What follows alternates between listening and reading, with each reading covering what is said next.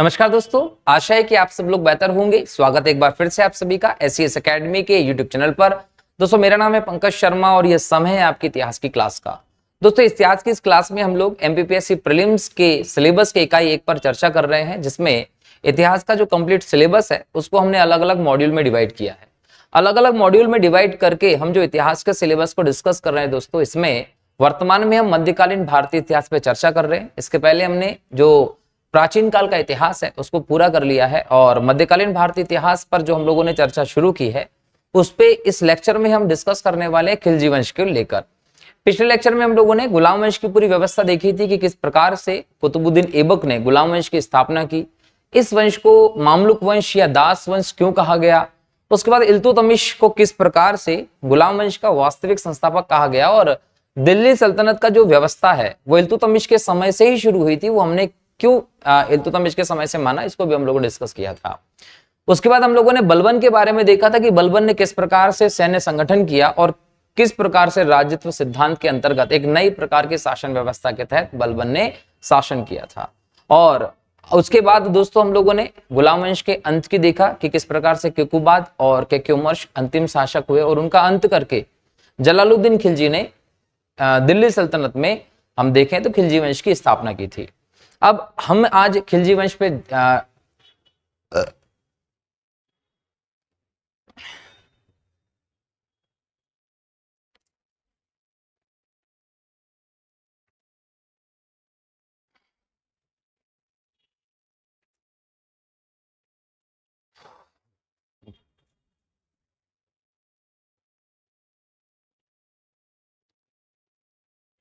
नमस्कार दोस्तों, आशा है कि आप सब लोग बेहतर होंगे। स्वागत है एक बार फिर से आप सभी का हमारे इस यूट्यूब चैनल पर।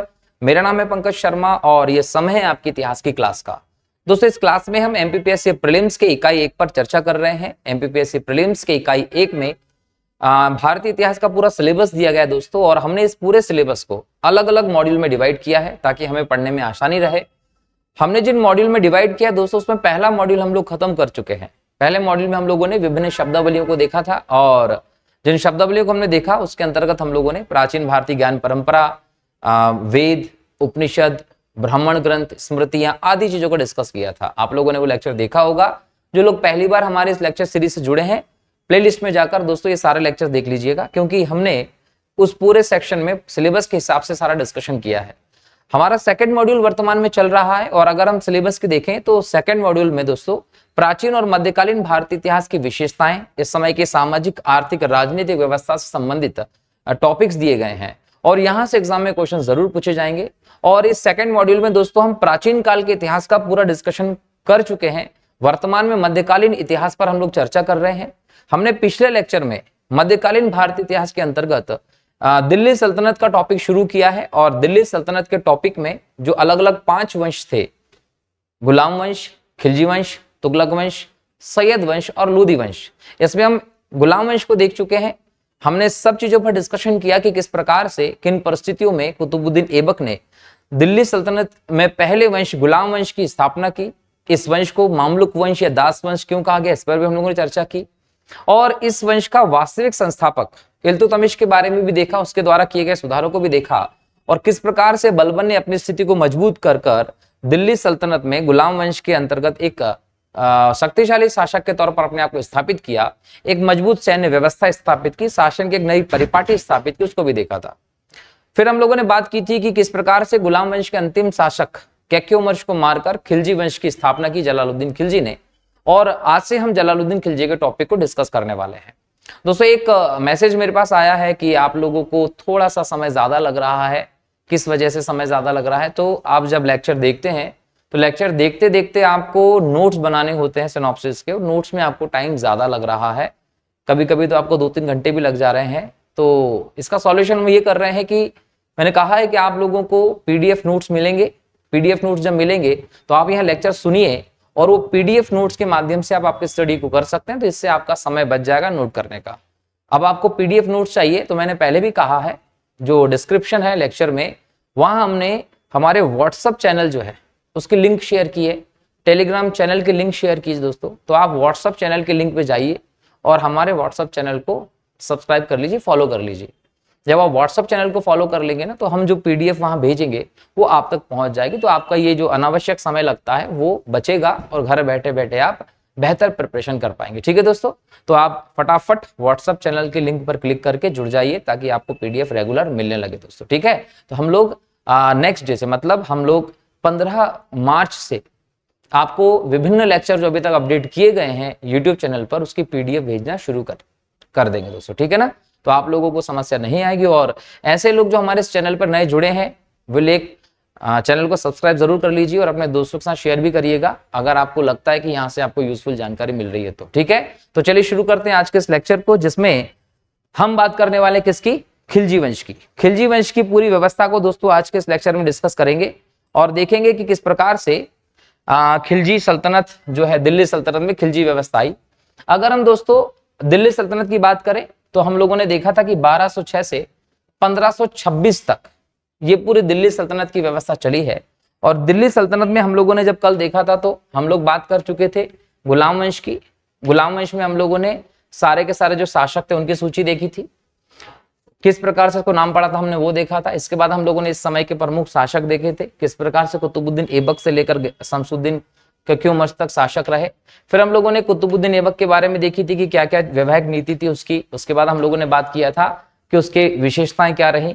फिर हम लोगों ने आराम शाह के बारे में बात की थी। आराम शाह के बाद देखिए तो इल्तुतमिश के बारे में पूरी व्यवस्था को देखा। इल्तुतमिश के बाद जब देखते हैं दोस्तों तो इल्तुतमिश ने क्या क्या काम किए थे वो कामों को देखा। साथ साथ फिर हम लोगों ने इसने किस प्रकार से उज्जैन के महाकाल मंदिर को तोड़ा था उस पर भी डिस्कशन किया था। इसके बाद हम लोगों ने इल्तुतमिश का मूल्यांकन किया था कि व्यक्तिगत तौर पर एक शासक के तौर पर इल्तुतमिश किस प्रकार का व्यक्ति था। फिर रजिया सुल्तान की बात की थी, इसके द्वारा जो जो कदम उठाए गए वो सब देखा। रजिया की क्या कमियां थी उसको देखा कि ये ज्यादा समय तक शासिका क्यों नहीं रह पाई। इसको लेकर इतिहासकारों ने क्या कथन किए हम लोगों ने उसमें भी देखा था। उसके बाद हमने रजिया के बाद के शासकों की बात की थी, जिसमें हम लोगों ने बहराम शाह, मसूद शाह, नासिरुद्दीन महमूद की बात की थी। और फिर बलबन आता है, बलबन के कार्यों को देखा था, किस प्रकार से उसने अपनी व्यवस्था को स्थापित किया। उसके राजत्व सिद्धांत को देखा था कि किस प्रकार से जिल्लेलाही की उपाधि धारण करके बलबन ने अपने आप को ईश्वर की छाया के तौर पर स्थापित किया। उसके बाद हमने बलबन के सेना संगठन की बात की थी, जो उसने सुधार किए थे सेना में। बलबन की न्याय व्यवस्था की बात की थी और बलबन की न्याय व्यवस्था को देखने के बाद हमने उसके उत्तराधिकारी को देखा था। कहीं ना कहीं उत्तराधिकारियों की इस व्यवस्था में फिर हमने अंत में देखा था कि बलबन का जो वंश था वो भी खत्म हुआ। अब बलवंश के वंश को खत्म करने वाला था जलालुद्दीन खिलजी। जलालुद्दीन खिलजी ने बलवंश के शासन को खत्म किया कब, 1290 में। और 1290 में ही जब बलबन का शासन खत्म हो गया, गुलाम वंश की पूरी व्यवस्था अंत हो गई, तो 1320 तक ये खिलजी वंश चला, जो 1290 से 1320 तक। अब याद रखिएगा कि अगर हम सल्तनत काल की पूरी व्यवस्था की बात करेंगे तो सल्तनत काल की इस पूरी व्यवस्था में सबसे ज्यादा समय तक अगर किसी ने शासन किया है तो वो तुगलक शासक थे, तुगलक वंश। सबसे कम समय तक अगर किसी का शासन चला है दोस्तों तो वो थे खिलजी वंश। खिलजी वंश दिल्ली सल्तनत में सबसे कम समय तक शासन करने वाला होता है। क्लियर। अब यहां पर सबसे कम समय तक शासन करने वाला रहा, लेकिन हमने यहां पर एक वर्ड लिखा है खिलजी क्रांति। अब खिलजी वंश की स्थापना को खिलजी क्रांति के नाम से क्यों जाना जाता है, मेंस में क्वेश्चन भी पूछा जा सकता है और ये बढ़िया क्वेश्चन होगा। खिलजी क्रांति क्यों कहा गया दोस्तों, याद रखिएगा कि अगर हम खिलजी के पहले की व्यवस्था की बात करें तो दक्षिण में हमें सल्तनत काल का विस्तार देखने को नहीं मिलता। तो अगर हम खिलजी काल की बात करें तो इसके पहले दक्षिण में सल्तनत का विस्तार नहीं था। दूसरी बात, जो तुर्की अमीर थे, उलेमा वर्ग था, उनका बहुत ज्यादा प्रभुत्व था, उनकी तानाशाही चलती रहती थी, जिसकी वजह से जो अन्य शासक थे उनकी व्यवस्थाएं सीमित थी। तो जब खिलजी वंश स्थापित हुआ तो यहां पर जो अमीर वर्ग रहा, अमीर उच्च वर्ग रहा, इसकी जो तानाशाही थी वो तानाशाही भी खत्म हो गई, इनकी मनमानी भी खत्म हो गई। और इनकी मनमानी की समाप्ति के बाद दक्षिण की तरफ जहां सल्तनत काल का विस्तार नहीं हो पाया था, वहां सुदूर दक्षिण तक भी सल्तनत काल का विस्तार हुआ। और जब इतने बड़े परिवर्तन यहां देखने को मिले व्यवस्थाओं में, इसलिए हम कह सकते हैं कि ये खिलजी वंश की स्थापना खिलजी क्रांति के तौर पर थी, जिसने पूरे सल्तनत कालीन व्यवस्था में व्यवस्था को बदल कर रख दिया। ये याद रखिएगा। अगर हम यहां देखें तो ये भी तुर्कों में से ही थे। ये बोला जाता था कि तुर्कों की लगभग 64 शाखाएं इस समय मौजूद थी। ये जो 64 शाखा थी तुर्कों की, उनमें से एक शाखा के खिलजी लोग थे और तुर्की सरदारों की जो तानाशाही चलती थी उसको भी इन्होंने खत्म करने का काम किया। इसलिए इस पूरी व्यवस्था को आप खिलजी क्रांति के तौर पर देखते हैं। इस खिलजी वंश की जब हम बात करेंगे तो अलाउद्दीन खिलजी, भले ही छोटे समय तक, लेकिन अलाउद्दीन खिलजी जो रहा उसके शासन को महत्वपूर्ण तौर पर देखा जाता। लेकिन सबसे पहले हम बात करें शासकों की, तो जलालुद्दीन फिरोज खिलजी ये पहला शासक हुआ। अलाउद्दीन खिलजी उसके बाद, शिहाबुद्दीन उमर उसके बाद, फिर कुतुबुद्दीन मुबारक शाह खिलजी और नासिरुद्दीन खुसरो शाह, ये शासक हम यहां देखने वाले एक एक करके। लेकिन इसमें अगर सबसे इंपॉर्टेंट है तो वो अलाउद्दीन खिलजी है। जब अलाउद्दीन खिलजी के बारे में चर्चा की जाती है तो उसके शासन के बारे में जब चर्चा करेंगे तो उसके द्वारा जो विजय अभियान किए, उसके द्वारा जो व्यवस्थाएं की, उसके बारे में चर्चा नहीं की जाती। अलाउद्दीन खिलजी अगर इतिहास में और आपकी परीक्षा में महत्वपूर्ण होता है तो वो एक बहुत बड़ी वजह से होता है, और वो है दोस्तों उसकी बाजार व्यवस्था। अलाउद्दीन खिलजी ने जो बाजार व्यवस्था स्थापित की, अलाउद्दीन खिलजी ने जो मूल्य नियंत्रण प्रणाली स्थापित की थी, एक ऐसा समय जब अर्थव्यवस्था में समस्याएं थी, बड़ी सेना रखना प्रारंभ करना था, कहीं ना कहीं मुद्रास्फीति की स्थिति हो सकती थी, असंतोष की स्थिति हो सकती थी। इन सभी समस्याओं में मूल्यों को नियंत्रण कैसे किया जाए, किस प्रकार से व्यवस्था को संचालित किया जाए, उसका बेहतर एग्जाम्पल अलाउद्दीन खिलजी ने प्रस्तुत किया था। इसलिए हम कहते हैं कि अलाउद्दीन खिलजी उसकी अन्य चीजों की अपेक्षा उसकी बाजार व्यवस्था की वजह से इतिहास में अमर हो गया है।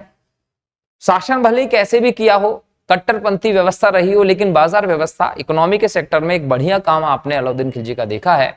और यही बाजार व्यवस्था से, मूल्य नियंत्रण प्रणाली से आपको एग्जाम में क्वेश्चन भी देखने को मिलता है, खासकर मेंस में। तो इन सभी चीजों पर डिटेल में हम लोग अध्ययन करेंगे। पूरा का पूरा खिलजी वंश आज खत्म करना है। सबसे पहले जलालुद्दीन फिरोज खिलजी।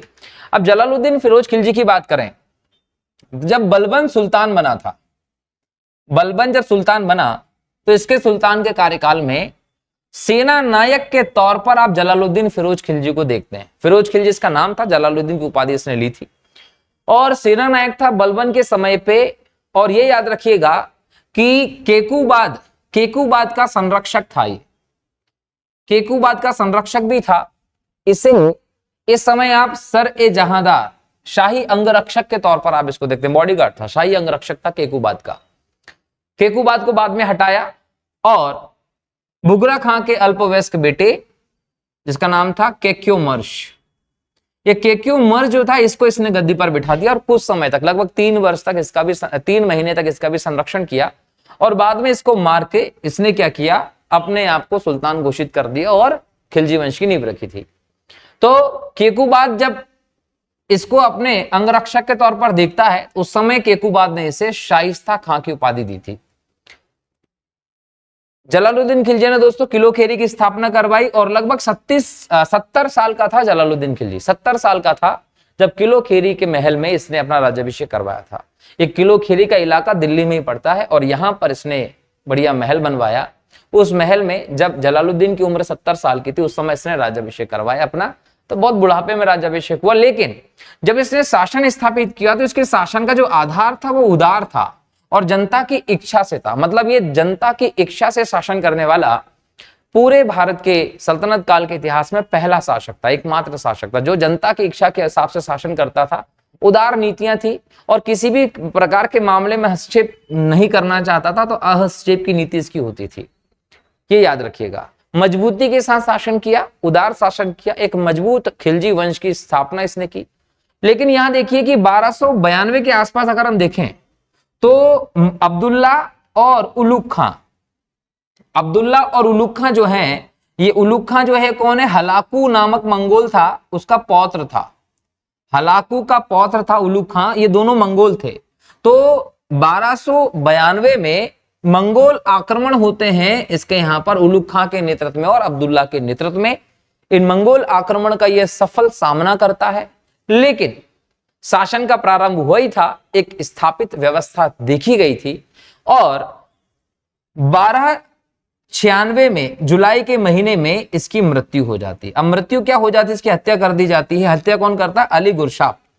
अली गुरशाब जो है दोस्तों इसका भतीजा है, अली गुरशाब इसका भतीजा है। हुआ यह था कि कड़ा मणिकपुर का क्षेत्र था यहां, तो कड़ा मणिकपुर का जो क्षेत्र था, यहां अली गुरसब के द्वारा जलालुद्दीन को बुलाया जाता है। सुल्तान वहां जाते हैं और वहीं पर एक जगह पर गले मिलने की एक नाटक, एक षड्यंत्र रचा जाता है और अलाउद्दीन खिलजी जलालुद्दीन खिलजी को गले लगा रहा होता है और गले लगाते लगाते पीछे पीठ से खंजर भोंककर हत्या कर दी जाती है जलालुद्दीन खिलजी की।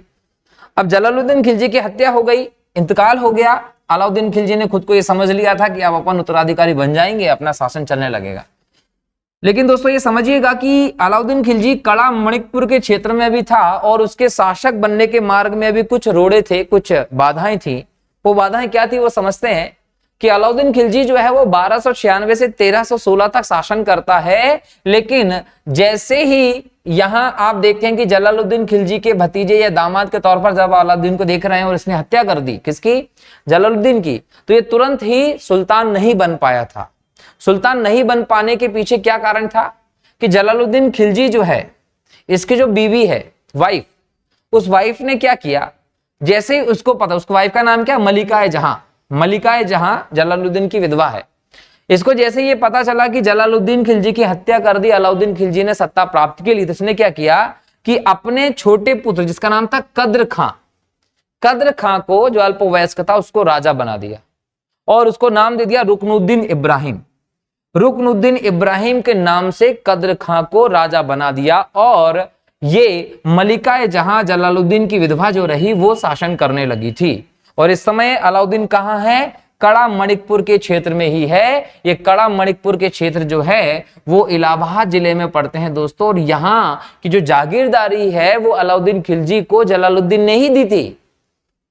जलालुद्दीन खिलजी ने अलाउद्दीन को इलाहाबाद क्षेत्र में कड़ा और मणिकपुर की जागीरदारी दी थी और यहीं पर जलालुद्दीन से मिलने का एक नाटक किया था अलाउद्दीन ने और गले मिलते हुए इसके पीठ में खंजर भोंककर हत्या कर दी थी जलालुद्दीन की। उसके बाद यहां पर आपने देखा कि जलालुद्दीन की विधवा ने किस प्रकार से अपने बेटे को रुकनुद्दीन इब्राहिम के नाम से गद्दी पर बिठा दिया। लेकिन अलाउद्दीन खिलजी जैसे ही यहां आता है इनको हटाकर शासन करने के लिए एक बड़ी सी सेना लेकर, उसकी जानकारी यहां पर कद्र खां को या रुकनुद्दीन इब्राहिम को मिल जाती है, तो ये अपनी मां और परिवार सहित यहां से भाग जाते हैं, सिंध की तरफ भाग जाते हैं। जब ये भाग गए तो कहीं ना कहीं हम लोगों को ये समझ में आता है कि फिर अलाउद्दीन खिलजी अपना राज्याभिषेक करवाता है। राज्याभिषेक करवाया अलाउद्दीन खिलजी ने। याद रखिएगा कि अलाउद्दीन खिलजी का जन्म 1266 में हुआ था और इसके पिता शहाबुद्दीन खिलजी थे जो जलालुद्दीन खिलजी के भाई थे। ठीक है ना, ये आपको पता होना चाहिए। तो हमने देखा कि किस प्रकार से जलालुद्दीन की हत्या के बाद अलाउद्दीन को तुरंत ही गद्दी नहीं मिल गई थी। जब अलाउद्दीन आता है, आने के बाद, आने के बोल सकते हैं समय में कि दिल्ली की ओर आ रहा है, तो इसने क्या किया, लोगों को सोने चांदी के टुकड़े या सिक्के बांटना शुरू कर दिया ताकि उनको अपने साथ ले ले। और जैसे ही ये सब धन बांटा तो याद रखिएगा कि इस बात की सूचना जैसे इनको मिली थी, इब्राहिम जो राजा बनाया था जलालुद्दीन की विधवा ने, वो सिंध मुल्तान के क्षेत्र की ओर भागकर चले गए। अलाउद्दीन खिलजी दिल्ली में प्रवेश करता है और अक्टूबर 1296 में अलाउद्दीन खिलजी विधि पूर्वक अपना राज्याभिषेक करवाता है। ध्यान रखिएगा, अलाउद्दीन खिलजी जो है वो भी अपना राज्याभिषेक जब करवाता है तो कहा जाता है कि इसने बलबन के लाल महल में अपना राज्याभिषेक करवाया था। 2 बार इसका राज्याभिषेक हमें देखने को मिलता है। अब अलाउद्दीन खिलजी शासक तो बन गया, शासक बना तो इसने कई सारे सुधार किए क्योंकि इसको व्यवस्था में बहुत सारी समस्याएं देखने को मिली थी। शासक बना, इसने सुधार किए और जो सुधार किए उसमें इसने किए प्रशासनिक सुधार किए, आर्थिक सुधार किए और सैन्य सुधार किए। बोल सकते हैं कि इसने पहले तो प्रशासनिक सुधारों को आधार बनाया और प्रशासनिक सुधारों के बाद इसने सैन्य सुधार किया। जो सैन्य सुधार किए थे वो तभी संभव हो पाते जब आर्थिक व्यवस्था में कुछ बदलाव किया जा सकता था, इसलिए इसने अर्थव्यवस्था में भी सुधार किए। अब इसको ये कैसे पता चला कि सुधार कैसे करना है, तो इसने क्या किया कि पहले जो इसके समय विद्रोह हो रहे थे उन विद्रोह का कारण का पता किया, सर्वे करवाया एक प्रकार से, और पता किया कि जो विद्रोह हो रहे हैं वो विद्रोह क्यों हो रहे हैं, उनका कारण पता चलना चाहिए। तो जब इसने वो सर्वे करवाया तो जलालुद्दीन के बाद अलाउद्दीन खिलजी ने जब सर्वे करवाया तो उसको सर्वे में पता चला कि 4 प्रमुख कारण थे जिसकी वजह से ये विद्रोह हो रहे थे। पहला कारण था सुल्तान का अक्षम होना, मतलब सुल्तान का शक्तिशाली ना होना। अब सुल्तान शक्तिशाली नहीं था, ये चीजें कैसे दिख रही हैं कि जलालुद्दीन खिलजी ने उदार जनता की इच्छा से शासन व्यवस्था को स्थापित किया था। तो जनता की प्रति और जनता की सहायता से शासन की जो व्यवस्था रही, उसमें कहीं ना कहीं जो सुल्तान है उसकी अक्षम व्यवस्था को बताया जा रहा था कि सुल्तान कमजोर है शायद तक। जिसने पहली चीज पता की कि सुल्तान का कमजोर होना विद्रोह का पहला कारण है। दूसरा कारण है मद्यपान, नशे में लोग होते हैं जिसके कारण विद्रोह है। तीसरा है अमीरों का आपसी तालमेल, जो उच्च प्रतिष्ठा प्राप्त वर्ग है वो आपसे सामंजस्य करके सुल्तान के खिलाफ विद्रोह की व्यवस्था को अपना लेता है। और तीसरा है, चौथा है बेशुमार संपत्ति। विद्रोह जो लोग कर रहे हैं उनके पास बहुत सारी संपत्ति है, जिस संपत्ति के बल पर उनको कोई समस्या नहीं है, तो इस आधार पर वो विद्रोह को कहीं ना कहीं बोल सकते हैं कि बढ़ावा दे रहे हैं। तो सुल्तान बनने के बाद अलाउद्दीन खिलजी ने सर्वे किया, विद्रोह के कारण पता किए, 4 कारण सामने आए। अब ये 4 कारणों को वो खत्म करेगा जिसके माध्यम से उसकी एक स्थायी व्यवस्था चालू होगी। अब इन 4 कारणों में देखिए किस किस प्रकार से इन व्यवस्था में वो आता है। तो सबसे पहले अलाउद्दीन खिलजी ने जो प्रशासनिक सुधार किए उसमें कहा था कि राजा का अक्षम होना। तो उसने क्या किया कि अपना पूरा शासन का केंद्रीकरण कर दिया, सारी की सारी शक्ति अपने हाथ में केंद्रित कर ली।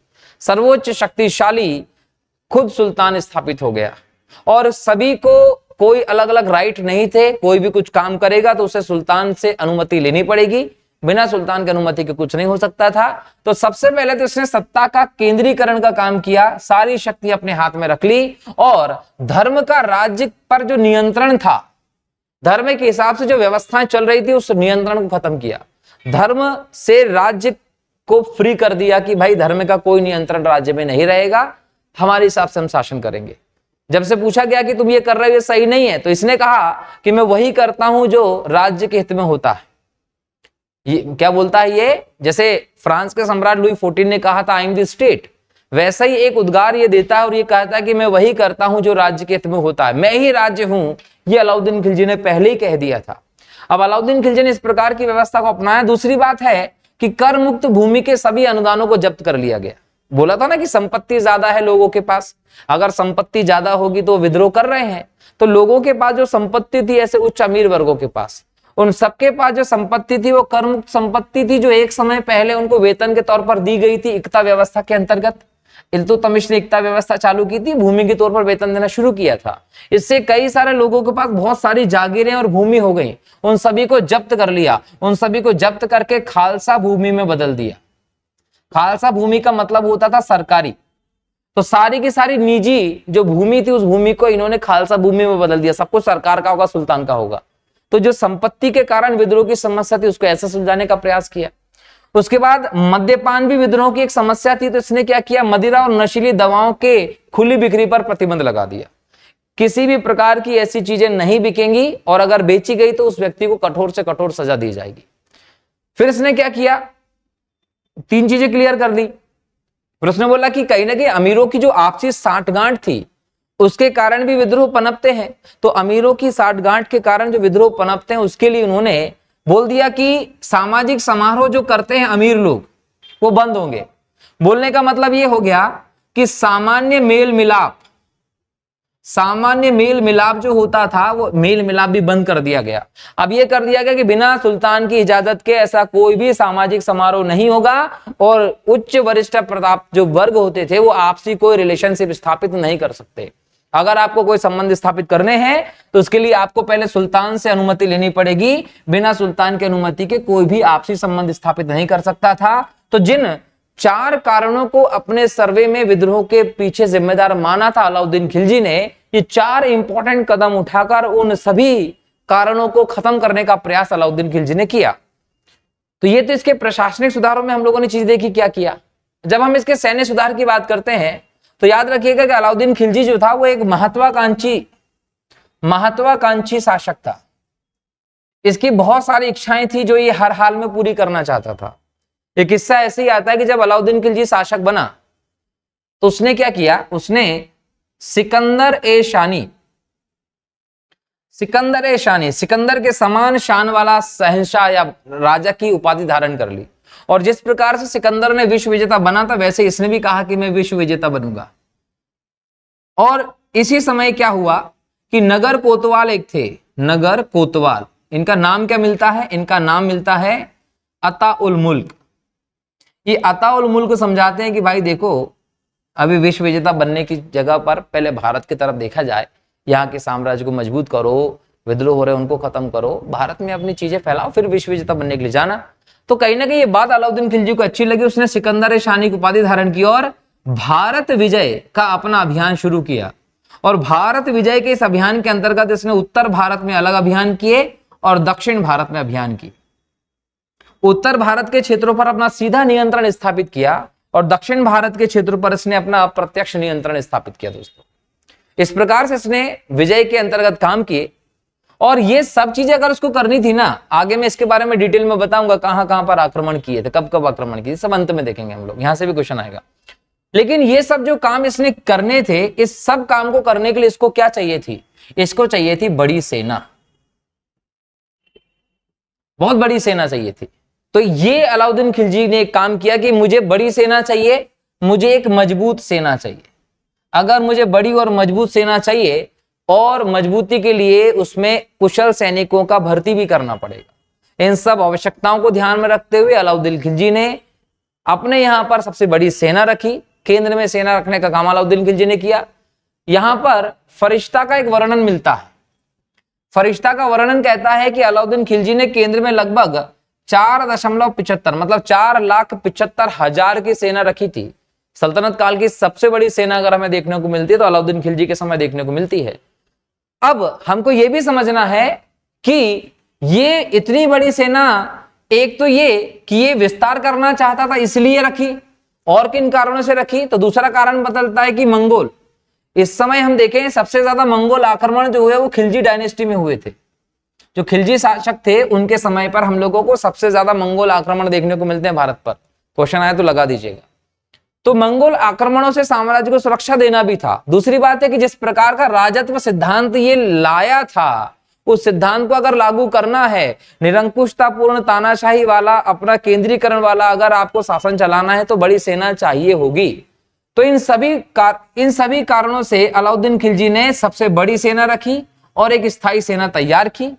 अब इस स्थायी सेना में योग्य सैनिक होंगे तभी सेना कुछ काम की है।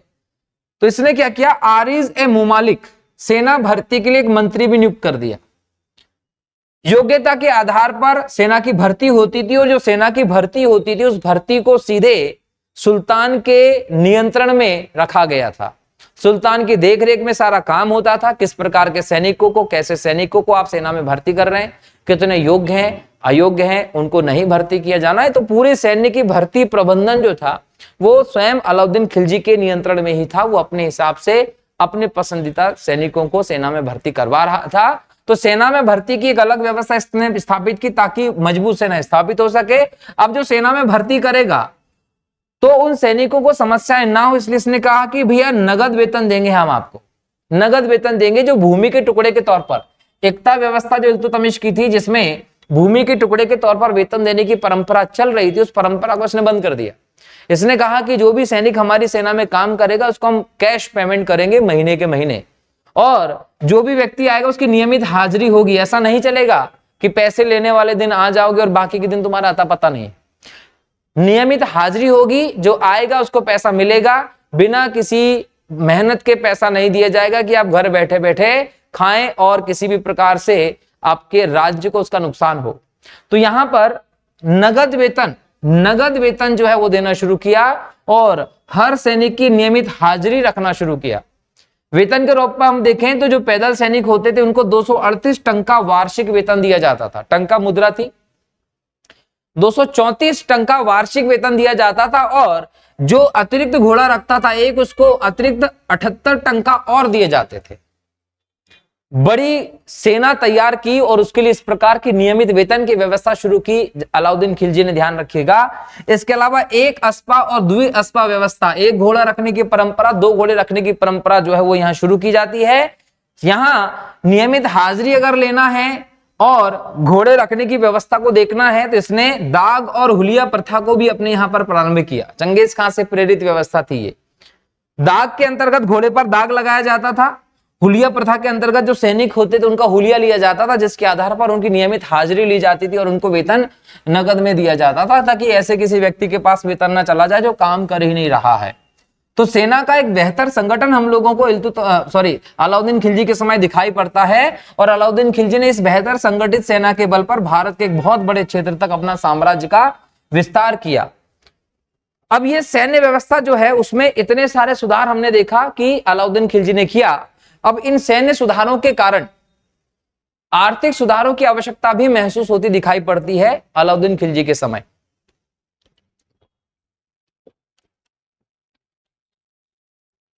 आर्थिक सुधार किस प्रकार के किए, तो देखिए यहां मिल्क, राज्य द्वारा प्रदत्त संपत्ति जो होती थी, इनाम में जो संपत्ति दी जाती थी, पेंशन के रूप में जो संपत्ति दी जाती थी, वक्फ की जो संपत्ति थी, ये सभी भूमि छीन ली गई और पूरी की पूरी जो निजी भूमि थी उसको खालसा भूमि में बदल दिया गया।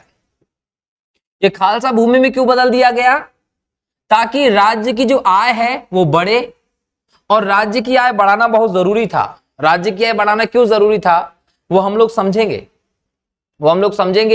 क्यों, क्योंकि इतनी बड़ी विशाल सेना जो रख रखी थी, अगर इतनी विशाल सेना रखी है, सल्तनत काल की सबसे बड़ी सेना, तो उसके खर्चे उठाना पड़ेंगे, नहीं उठाना पड़ेंगे। अब उनके खर्चे अगर उठाना है, उसको नियमित मेंटेन करके रखना है, नगद सैलरी का तो बोल दिया, वो नगद सैलरी देनी भी पड़ेगी। तो सबके लिए आपका क्या जरूरी है, राजस्व व्यवस्था जो है वो बेहतर होनी चाहिए। तो राजस्व व्यवस्था को बेहतर करना जरूरी था। इसके लिए उसने क्या किया, जितनी भी निजी भूमि थी उसको खालसा भूमि में बदल दिया, सरकारी भूमि कर दी, जागीर प्रथा का अंत कर दिया, और कर में वृद्धि कर दी, और वसूली भी कठोरता के साथ की, टैक्स बढ़ा दिए। यह माना जाता है कि अलाउद्दीन खिलजी के समय 80% तक कर के तौर पर उपज का वसूल लिया जाता था। सबसे ज्यादा टैक्स अगर किसी सुल्तान के समय थे तो वो अलाउद्दीन खिलजी के समय थे। अलाउद्दीन खिलजी के समय कई सारे कर हमको देखने को मिलते हैं, जिसमें जजिया, जकात, गड़ी कर, खराज, चराई कर, ये सारे कर हमको देखने को मिले। जब हम जजिया कर की बात करते हैं दोस्तों, तो ये गैर मुसलमानों से लिया जाने वाला, गैर मुस्लिमों से लिया जाने वाला कर था ये। और जकात जो होता था, जकात जो होता था ये मुस्लिमों से लिया जाने वाला था, जकात मुसलमानों से लिया जाने वाला, ठीक है। और यहीं पर आपको खराज मिलता जो एक प्रकार का भूमि कर था। गड़ी कर जो था दोस्तों, गृह कर, ये झोपड़ियों पर लगाया जाता, झोपड़ियों पर जो कर लगाया जाता था वो घड़ी कर होता था। और चराई कर दुधारू पशुओं पर लगाया जाता था। मतलब देखिए, इसने पशुओं को भी कर लगा दिया, झोपड़ियों पर भी कर लगा दिया, हर तरीके से टैक्स वसूल किया। क्यों, क्योंकि इस विशाल सेना का मैनेजमेंट करना है, अपनी महत्वाकांक्षाओं को पूरा करना है, और किसी भी प्रकार से सेना के वेतन आदि में कमी नहीं होना चाहिए, ये उद्देश्य रहा। अब यहां पर देखिए जो खुम्स था उसमें भी इसने फेरबदल किया। जनरली पहले क्या होता था कि खुम्स का मतलब होता था लूट के माल में सुल्तान का हिस्सा। जब भी इनकी सेना किसी क्षेत्र पर आक्रमण करती थी तो बहुत सारा धन लूट कर लाती थी, उस लूट में सुल्तान का हिस्सा अलग होता था, और जो लूट के लाते थे उनका हिस्सा अलग बंटवारा होता था। तो इसने क्या किया, जो लूट के माल में सुल्तान का हिस्सा था वो 5वां हिस्सा सेना को दिया, जबकि 6/4 भाग राज्य का निर्धारित कर दिया। अलाउद्दीन खिलजी के पहले के सुल्तान में उल्टा होता था, लेकिन अलाउद्दीन खिलजी ने लूट के माल में भी अपना हिस्सा बहुत ज्यादा बढ़ा दिया, और सैनिकों को इसका हिस्सा बहुत कम मिलने लगा दोस्तों। तो ये भी समझने वाली बात है। और इन आर्थिक सुधारों में हम देखें तो हिंदू पदाधिकारी जो थे, उनके जो विशेषाधिकार होते थे वो सब खत्म कर दिए गए। भूमि पे जो कर लगाया जाता था वो कर भी भूमि की पैमाइश के आधार पर होता था। भूमि की मापन की व्यवस्था शुरू की, इसे मसाहत कहा जाता था। एक विभाग इसने बनवाया जिसका नाम था दीवाने मुस्तकराज। दीवाने मुस्तकराज वो विभाग था जो किसी भी व्यक्ति के ऊपर जो कर बकाया है, बकाया कर वसूलने का काम करता था। तो देखो, इस प्रकार से हम बोल सकते हैं कि अलाउद्दीन खिलजी ने किसी भी रूप में इकोनॉमी में पैसा लेने से किसी को छूटने नहीं दिया। जिसका टैक्स बकाया था उससे भी लिया, घरों पर कर लिया, दुधारू पशुओं पर कर लिया, जजिया लिया, जकात लिया, उसके बाद हम बोल सकते खराज कर लिया। इसके बाद हम बोले तो यहां पर हम लोगों को खम्स, लूट के माल में सुल्तान का हिस्सा भी बढ़ता दिखाई पड़ता है। तो यहां वहां करके देखें तो सर्वाधिक टैक्स का अगर बोझ किसी सुल्तान के समय जनता के ऊपर था तो अलाउद्दीन खिलजी के समय ही हम लोगों को देखने को मिलता है दोस्तों। लेकिन अलाउद्दीन खिलजी के ये जो हम लोगों ने अभी तक टैक्स सिस्टम और बाकी सब चीजें देखी, उससे बढ़कर अगर कोई सिस्टम अलाउद्दीन खिलजी का चला है तो वो उसकी बाजार व्यवस्था ही चली है दोस्तों। मैंने पहले ही कहा है कि बाजार व्यवस्था जो रही उसको हम लोग देखें सेना से जोड़कर तो ही अच्छा होगा। क्यों? क्योंकि बड़ी सेना आपने रख ली, उस सेना के लिए आपने टैक्स में भी वृद्धि कर ली, लेकिन समस्या यह है कि उस सेना को आपने नगद वेतन देना शुरू किया है। अगर उस सेना को आप नगद वेतन दे रहे हैं तो हो सकता है कि उसको वो कम पड़ जाए, उसकी उससे पूर्ति ना हो। पता चला कि आप दे रहे हैं 234 रुपए, 234 टन का सालाना, और सालाना उसका जो खर्च होता है वो उससे कहीं ज्यादा हो रहा है। क्यों? क्योंकि चीजों की जो मूल्य है वो ज्यादा होंगी, तो महंगाई ज्यादा हुई तो उन सैनिकों का क्या भत्ता या जो भी रोजगार का काम है वो हो पाएगा? सेना में काम करें, मरे भी सही और घर पे लोग भी भूखे मरे, तो ये सैनिकों को बिल्कुल सहन नहीं होगा। तो सैनिक क्या कर सकते थे? उनमें असंतोष हो सकता था, विद्रोह कर सकते थे। तो ऐसी सभी व्यवस्थाओं में अलाउद्दीन खिलजी ने बाजार व्यवस्था का मूल्य नियंत्रण प्रणाली का एक बढ़िया आइडिया निकाला। अलाउद्दीन खिलजी ने सोचा कि सेना जो है उसको नगद वेतन जो दिया जा रहा है उसमें उसकी पूर्ति हो जाए, वो उसको कम ना पड़े। इसके लिए हम लोगों को बाजार व्यवस्था जैसी स्थापना करनी चाहिए।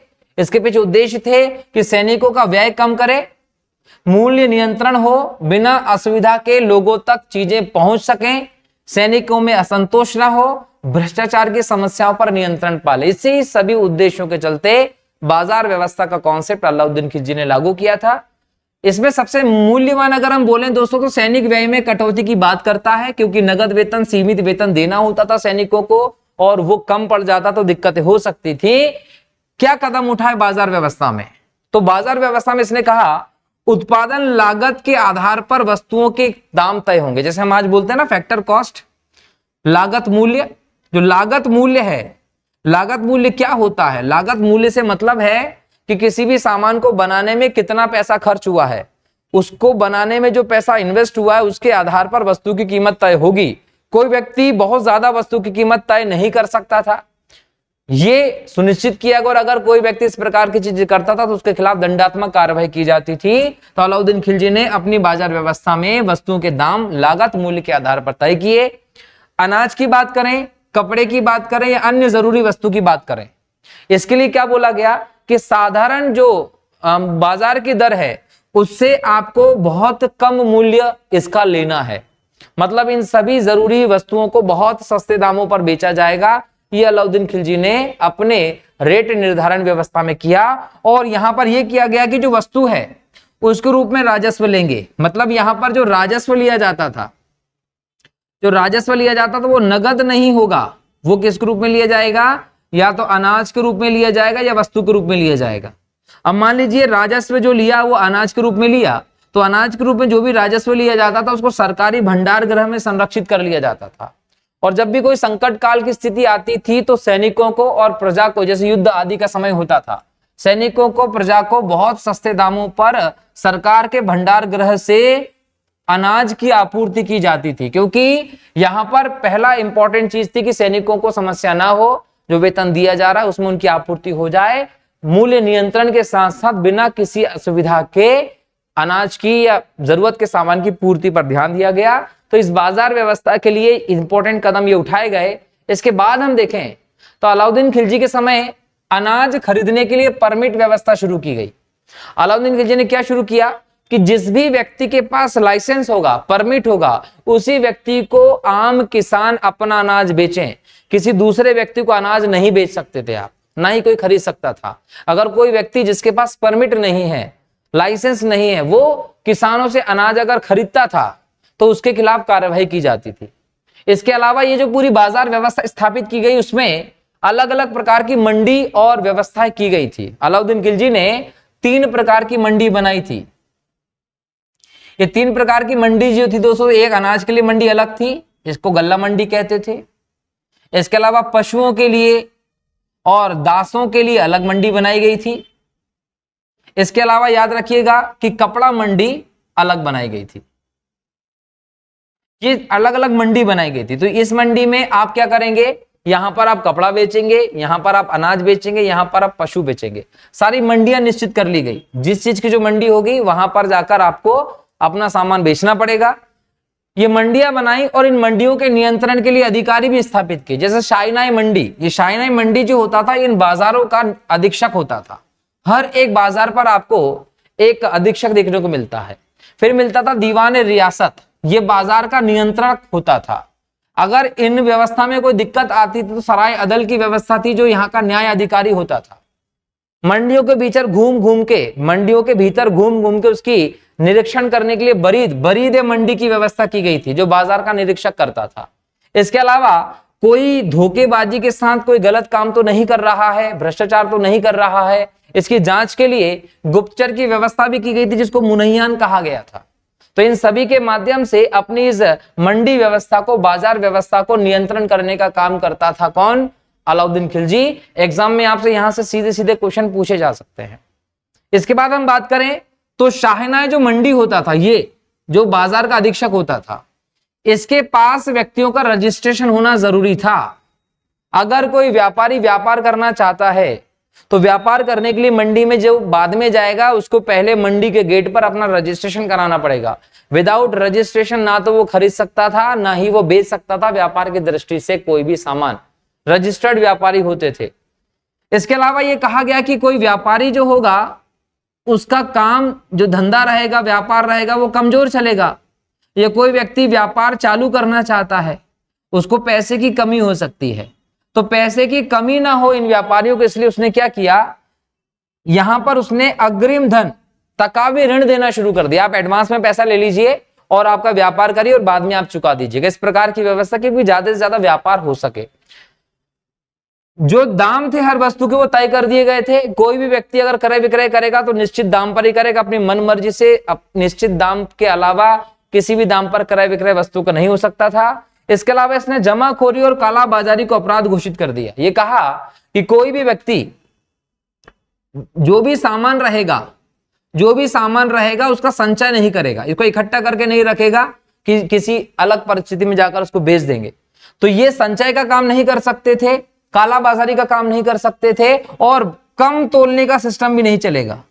अगर कोई सोचे कि यार इन्होंने क्या किया, वस्तु के दाम तय कर दिए, तो अपन एक काम करते हैं कि पहले अपन 1000 ग्राम देते थे, अब अपन 900 ग्राम दे देते हैं और वही दाम में हमारा काम हो जाएगा। तो अगर वो 900 ग्राम करता है तो कितना, 100 ग्राम व्यक्ति कम तोल रहा है, तो 100 ग्राम के बराबर जिस व्यक्ति ने कम तोल कर दिया है उसके शरीर से मांस काट लेने का आदेश दिया था अलाउद्दीन खिलजी ने, ताकि ये कम तोलने वाले लोग, भ्रष्टाचार करने वाले लोग, कालाबाजारी करने वाले लोग जो होंगे वो इस प्रकार की चीजें ना करें। तो इस प्रकार के कठोर दंडात्मक आदेश दिए जिससे कि इसकी जो बाजार व्यवस्था है वो सुचारू रूप से चल सके, जमाखोरी आदि चीजें ना हो। तो यहां अलाउद्दीन खिलजी ने कई सारे सुधार किए। इसके साथ इसने एक और चीज शुरू की कि जो अमीर लोग हैं, प्रतिष्ठा प्राप्त उच्च वर्ग के लोग हैं, इसके समय के जो उच्च पदाधिकारी हैं, वो इसकी पूर्व अनुमति, मतलब सुल्तान की पूर्व अनुमति के किसी भी मंडी से कोई बहुमूल्य सामान नहीं खरीद सकते थे। मतलब अगर आपको कोई बहुमूल्य सामान खरीदना है तो पहले उसमें सुल्तान की अनुमति लेनी पड़ेगी, उसी के बाद आप बहुमूल्य सामान खरीद सकते थे। इतने कठोर यहाँ पर व्यवस्थाएं की गई थी। अब इन सब कठोर व्यवस्थाओं के साथ जब अलाउद्दीन खिलजी की बाजार व्यवस्था को देखते हैं दोस्तों, ये काफी सफल थी, लेकिन इसकी सबसे बड़ी कमी ये थी कि दिल्ली और उसके आसपास के क्षेत्रों तक ही सीमित रही, बाकी के क्षेत्रों में ये नहीं फैल पाई। अलाउद्दीन खिलजी जब राजा बना था तो कई सारे विद्रोह थे, विपरीत परिस्थितियां थी। विपरीत परिस्थितियों में समस्याओं को हल करने का बेहतर प्रयास अलाउद्दीन खिलजी ने किया। अलाउद्दीन खिलजी ने मुद्रास्फीति और मूल्य वृद्धि के दुष्चक्र से राज्य की अर्थव्यवस्था को बचाने में सफल रहा। मुद्रा का प्रसार रोकने के लिए रहन सहन और जो व्यवस्था थी उसको इसने क्या किया, खर्च को कम करने का प्रयास भी इसने किया है। तो कहीं ना कहीं अलाउद्दीन खिलजी की जो बाजार व्यवस्था रही वो एक सफल प्रयास अलाउद्दीन खिलजी का देखने को मिला, जिसके कारण अलाउद्दीन खिलजी इतिहास में अमर हो गया और इसकी पूरी की पूरी व्यवस्था के कारण इसका नाम चला है दोस्तों। अब अलाउद्दीन खिलजी 1316 में मर जाता है। अलाउद्दीन खिलजी की मृत्यु के बाद कुतुबुद्दीन मुबारक खिलजी जो है ये बनता है शासक। लेकिन इसके बीच में हम लोगों को एक जानकारी देखने को मिलती है मलिक काफूर। मलिक काफूर के बारे में भी हम देखेंगे। मलिक काफूर कौन है? मलिक काफूर एक हिजड़ा था। इसको 1000 दिनारी भी कहा जाता था। 1000 दिनारी क्यों कहते थे? क्योंकि गुजरात की मंडी पर जब अभियान करवाया था अलाउद्दीन खिलजी ने, तो यहां से मलिक काफूर नामक हिजड़े को 1000 दिनार में खरीदा गया था, इसलिए इसका 1000 दिनारी भी कहा गया। और बाद में फिर ये अलाउद्दीन की सेनापति के तौर पर देखा गया। खासकर जब दक्षिण के अभियान की अलाउद्दीन खिलजी ने, तो दक्षिण के अभियानों पर सेनापति के तौर पर इस मलिक काफूर को भेजा गया था। अब यहां देखिए कि मलिक काफूर जो था वो अलाउद्दीन खिलजी का बहुत करीबी था। मलिक काफूर को बहुत विश्वसनीय भी मानता अलाउद्दीन खिलजी, लेकिन जब अलाउद्दीन खिलजी की मृत्यु हुई तो मलिक काफूर की महत्वाकांक्षा जाग गई और मलिक काफूर ने एक कोशिश किया कि अलाउद्दीन खिलजी के बाद वो खुद शासक बन जाए और इसने षड्यंत्र करना शुरू कर दिया। और षड्यंत्र करना शुरू कर दिया तो इसने क्या किया, षड्यंत्र के अंतर्गत शासन की पूरी शक्तियों को अपने हाथों में ले लिया और शहाबुद्दीन उमर, कहीं ना कहीं अलाउद्दीन खिलजी के जो सारे बेटे थे वो सारे के सारे बेटे मर गए थे, सारे पुत्र मर गए थे, एक छोटा सा बेटा बचा था, अल्पवयस्क था। शहाबुद्दीन उमर को इसने शासक बनाकर खुद शक्ति को अपने हाथों में लेना चाहा, लेकिन मलिक काफूर का षड्यंत्र खुल गया और इसको मार दिया गया और बाद में मुबारक खिलजी शासक बन गया। अब मुबारक खिलजी जब शासक बना तो इसने क्या किया, फिर से थोड़ी सी उदार व्यवस्था यहां पर शुरू की। इसने बंदियों को छोड़ना शुरू कर दिया, जिन लोगों की निजी जमीन को कब्जा करके खालसा भूमि में बदला गया था उनकी जमीन इसने लौटा दी। सैनिकों का वेतन कम होता था तो सैनिकों को वेतन बढ़ा दिया। इस प्रकार के काम मुबारक खिलजी ने किए और देवगिरी पर अभियान करके इसको दिल्ली सल्तनत में भी मिलाया था, इसने याद रखिएगा। लेकिन जब मुबारक खिलजी शासक था तो इसके समय खुसरो खान नाम के व्यक्ति का प्रभाव बढ़ता चला गया था और जब खुसरो खान का प्रभाव बढ़ता चला गया तो ये सुल्तान मुबारक खिलजी का बहुत ही ज्यादा विश्वसनीय बन गया और आगे जाकर जब मुबारक खिलजी की मृत्यु हुई तो मौका पाकर हम बोल सकते हैं कि उसने हत्या कर दी मुबारक खिलजी की और खुसरो खुद राजा बन जाता है। खुसरो खुद राजा बन गया, इसने अपने नाम का खुतबा पढ़ा दिया, अपने नाम के सिक्के ढलवा दिए, पैगंबर के सेनापति की उपाधि धारण कर ली। लेकिन लोग जो थे वो नासिरुद्दीन खुसरो शाह की व्यवस्था से बहुत ज्यादा परेशान हो गए थे। तब लोगों ने गाजी मलिक को इसे हटाने के लिए बुलाया और गाजी मलिक ने 1320 में इस क्षेत्र पर आक्रमण करके खुसरो के शासन को खत्म करके गयासुद्दीन तुगलक के नाम से सल्तनत में तुगलक वंश की स्थापना कर दी थी। ठीक है, तो ये खिलजी वंश की व्यवस्था थी। अब हम लोग ये बात देखते हैं कि अलाउद्दीन खिलजी ने जब शासक बना तो बड़ी सेना स्थापित की और बड़ी सेना स्थापित करने के पीछे उसका एक उद्देश्य था, बड़ा साम्राज्य स्थापित करना। और बड़ा साम्राज्य स्थापित करने के लिए उसको युद्ध करने पड़ते और जो युद्धों की नीति अलाउद्दीन खिलजी लेकर चल रहा था, उस नीति में उसने उत्तर भारत और दक्षिण भारत के कई सारे राज्यों को जीता था और सिकंदर शानी की उपाधि धारण की थी। अब जिन जिन राज्यों को उसने जीता था हम उन राज्यों को देखते हैं कब कब कहां कहां अभियान किए थे और कौन कौन वहां का राजा था। तो सबसे पहले हम बात करें गुजरात पर आक्रमण। अलाउद्दीन खिलजी का जो विजय अभियान था वो गुजरात पर आक्रमण के साथ शुरू होता है, क्योंकि रायकरण बघेला जो है वो हमें गुजरात का शासक देखने को मिलता है। 1298-99 के आसपास गुजरात पर आक्रमण करवाया था। उलूग खां और नुसरत खां को यहां पर सेनापति के तौर पर भेजा। रायकर्ण ने रामचंद्र देव देवगिरी के राजा के यहाँ भागकर शरण ले ली दक्षिण में और यहां पर अलाउद्दीन खिलजी ने सोमनाथ के मंदिर को खूब लूटा और यहीं पर नुसरत खां गुजरात की मंडी से 1000 दिनार में मलिक काफूर नामक हिजड़े को खरीद कर ले जाता है और अलाउद्दीन खिलजी को भेंट देता है। तो ये 1000 दिनारी मलिक काफूर गुजरात की मंडी से नुसरत खान ने जीता था, याद रख लीजिएगा। और उत्तर भारत में अलाउद्दीन खिलजी की पहली विजय गुजरात के शासक रायकर्ण बघेला पे थी। दूसरा रहा रणथंभौर पर हमीर देव का शासन था। 1301 में यहां पर आक्रमण करता है अलाउद्दीन खिलजी। उल्लुग खां और नुसरत खां यहां सेनापति बनकर जाते हैं। राणा हमीर देव जो थे वो युद्ध में वीर गति को प्राप्त हुए और यहां नुसरत खां जो है वो भी युद्ध में मारा गया था दोस्तों। इसके बाद हम देखें तो नेक्स्ट जो रहा चित्तौड़ की विजय रही 1303 में। राणा रतन सिंह और रानी पद्मिनी की कहानी सबको पता है कि किस प्रकार से राणा रतन सिंह और रानी पद्मिनी यहां पर थे। रानी पद्मिनी मलिक मोहम्मद जायसी के महाकाव्य पद्मावत से जानकारी मिलती है कि अलाउद्दीन खिलजी ने रानी पद्मिनी की खूबसूरती से प्रेरित होकर उसको पाने के लिए चित्तौड़ पर अभियान किया था और अमीर खुसरो अलाउद्दीन खिलजी के साथ स्वयं इस अभियान के लिए आया था। एक इंपॉर्टेंट फैक्ट है, याद रखिएगा। चित्तौड़ की विजय के बाद खिजर खां को उसने यहाँ का शासक नियुक्त किया था। इसने चित्तौड़ का नाम बदलकर खिजराबाद कर दिया था, ये भी ध्यान रखिएगा। इसके अलावा मंगोल तार्की बेग ने दिल्ली में सुल्तान की अनुपस्थिति का लाभ उठाकर चढ़ाई कर दी थी, क्योंकि सुल्तान कहाँ है, चित्तौड़ की तरफ है, तो मंगोल तार्की बेग ने दिल्ली पर आक्रमण कर दिया था, ये भी ध्यान रखिएगा। इसके बाद मालवा की विजय रही 1305 में। यहां पर राजा महलक देव था। महलक देव ने जब अलाउद्दीन खिलजी की अधीनता स्वीकार करने से मना कर दिया तो इसने यहां बोले आक्रमण कर दिया और आक्रमण करने के लिए मुल्तान के सूबेदार आइन उल मुल्क को भेजा था। ये आक्रमण जब किया तो आइन उल मुल्क ने मालवा के किले पर अधिकार कर लिया था। इसके बाद हम बात करें तो मारवाड़ की विजय भी इंपॉर्टेंट थी। मारवाड़ का शासक शीतल देव था, जहां 1308 में अभियान किया, शीतल देव मारा गया और कमालुद्दीन गुर्ग को यहाँ का शासक बनाया गया। उत्तर में अंतिम विजय जालौर की विजय थी 1311 में, जहां कान्हा देव जो था इसको पराजित किया था। अब उत्तर की विजय के बाद इसने दक्षिण की ओर रुख किया। दक्षिण की विजय जो की तो यहां पर इसने अप्रत्यक्ष शासन किया। क्यों? क्योंकि उत्तर में अलाउद्दीन खिलजी मौजूद है दिल्ली में, दक्षिण की तरफ आता तो उत्तर में उसका क्षेत्र जा सकता था। इस वजह से उसने दक्षिण में सीधे नियंत्रण ना करके यहां पर अपने प्रतिनिधि के माध्यम से शासन किया।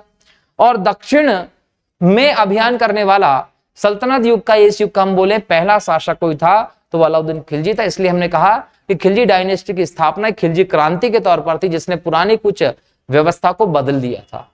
उद्देश्य क्या था? दक्षिण में अथाह संपदा थी, उसको हासिल करने के लिए इसने दक्षिण में अभियान किया था। दक्षिण के अभियानों का मूलतः नेतृत्व मलिक काफूर ने किया था। ये वही हिजड़ा जिसको 1000 दिनारी कहा गया था। और इन सभी चीजों की जानकारी हम लोगों को बरनी की कृति तारीख फिरोज शाही से मिलती है, अमीर खुसरो की रचना खजाइदीन उल फुतू से मिलती है और इसामी की रचना फुतू उल सलातीन से मिलती है। ग्रंथों के नाम याद रख लीजिएगा, एग्जाम में पूछ सकता है। दक्षिण में हम जब विजय की बात करते हैं, 1307 में दक्षिण पर पहला अभियान था अलाउद्दीन खिलजी का, देवगिरी का अभियान। यहाँ के राजा रामचंद्र थे और रामचंद्र जो थे इसने कर देना बंद कर दिया था सुल्तान को, इस वजह से इसके ऊपर आक्रमण कर दी। साथ ही साथ गुजरात पर जब 1299 के आसपास अलाउद्दीन ने अभियान करवाया था तो रायकर्ण बघेला भागकर आ गया था देवगिरी के राजा के पास, रामचंद्र के पास। तो इसने इसको शरण क्यों दी? जब दुश्मन था वो अलाउद्दीन खिलजी का, इस बात से भी अलाउद्दीन खिलजी को दिक्कत थी, तो मलिक काफूर को आक्रमण करने के लिए भेज दिया था देवगिरी पर और इसको लूटा था। तेलंगाना वारंगल की विजय की 1309 में, यहां मलिक काफूर के नेतृत्व में एक सेना भेजी और रामचंद्र देव की सहायता कहीं ना कहीं देवगिरी के राजा को प्राप्त हुई थी, ये भी ध्यान रखिएगा। ये भी हम बोल सकते हैं कि मलिक काफूर अगर इस अभियान में एक छोटी सी सेना लेकर गया था तो वो यहाँ पर प्रभावी इसलिए हुआ क्योंकि देवगिरी की राजा ने मलिक काफूर की सहायता कर दी थी। यहाँ जो राजा था वो प्रताप रुद्रदेव था और प्रताप रुद्रदेव जो था उसने यहाँ आत्मसमर्पण कर दिया था। इसके अलावा याद रखिएगा कि आत्मसमर्पण करने का तरीका भी कुछ अलग था। इस राजा ने, ये राजा जो था एक काकती वंश का था, इसने अपनी एक सोने की मूर्ति बनाई, उस सोने की मूर्ति में एक जंजीर डाली और इस रूप से मलिक काफूर के पास भेज दी, जिससे कि आत्मसमर्पण की स्थिति मिली। ये प्रताप रुद्रदेवी था जिससे अलाउद्दीन को कोहिनूर हीरा मिला था और कोहिनूर हीरा मिलने के बाद अलाउद्दीन खिलजी की पूरी व्यवस्था ही चौपट हो गई थी। कोहिनूर हीरे के बारे में हम अगले लेक्चर में बात भी करेंगे। इसके बाद हम देखें पांड्य राज्यों की विजय हुई। पांड्य राज्य में सुंदर पांड्य और वीर पांड्य दो भाई होते थे। इन भाइयों में सत्ता को लेकर गृह युद्ध चल रहा था। सुंदर पांड्य ने अपने भाई के विरुद्ध अलाउद्दीन खिलजी से सहायता मांग ली।